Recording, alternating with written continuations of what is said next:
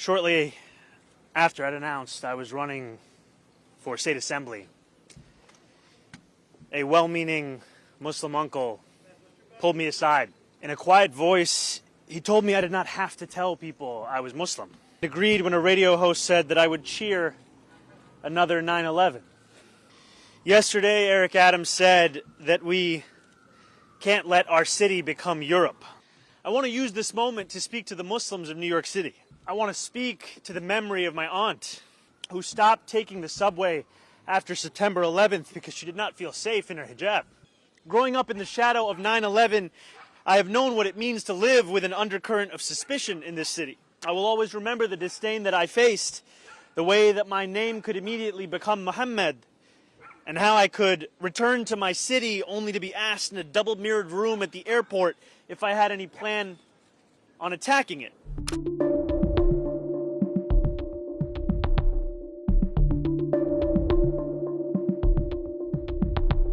Shortly after I'd announced I was running for state assembly,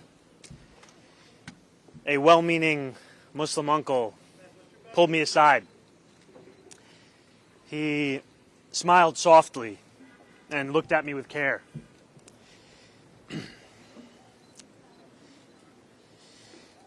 In a quiet voice, he told me I did not have to tell people I was Muslim. His eyes kind, his beard proud, and his face heavy with the implications of the unsaid. I had not learned the lesson that he had been taught time and again. It is the lesson that safety could only be found in the shadows of our city. That it is in those shadows alone where Muslims could embrace their full identities. And that if we were to emerge from those shadows, that it is in those shadows that we must leave our faith. These are lessons that so many Muslim New Yorkers have been taught again and again. And over these last few days, these lessons have become the closing messages of Andrew Cuomo, Curtis Sliwa, and Eric Adams. Yesterday, Andrew Cuomo laughed and agreed when a radio host said that I would cheer another 9/11. Yesterday, Eric Adams said that we can't let our city become Europe. He compared me to violent extremists. And he lied again and again when he said that our movement seeks to burn churches and destroy communities. The day before that, Curtis Sliwa slandered me from the debate stage when he claimed that I support global jihad. And every day, Super PAC ads imply that I am a terrorist or mock the way I eat. Push polls that ask New Yorkers questions like whether they support invented proposals to make halal food mandatory, or political cartoons that represent my candidacy as an airplane hurtling towards the World Trade Center. But I do not want to use this moment to speak to them any further.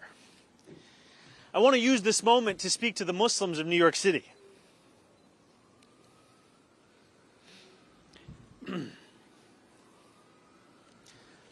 I want to speak to the memory of my aunt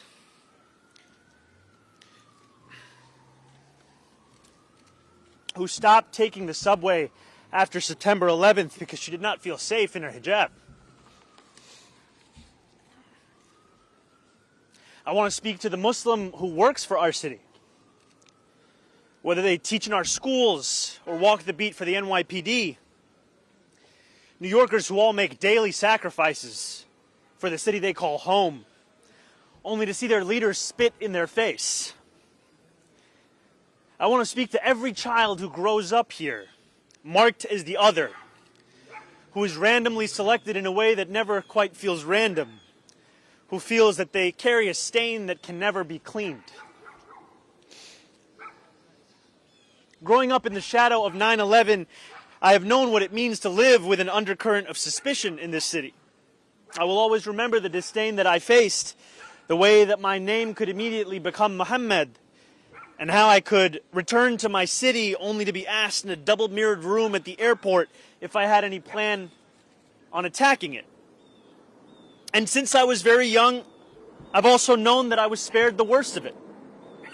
I was never pressured to be an informant like a classmate of mine.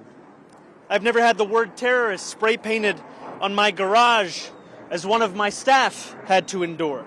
My mosque has never been set on fire. To be Muslim in New York is to expect indignity. But indignity does not make us distinct. There are many New Yorkers who face it. It is the tolerance of that indignity that does. Since I announced my candidacy for mayor 1 year ago yesterday, I have sought to be the candidate fighting for every single New Yorker, not simply the Muslim candidate.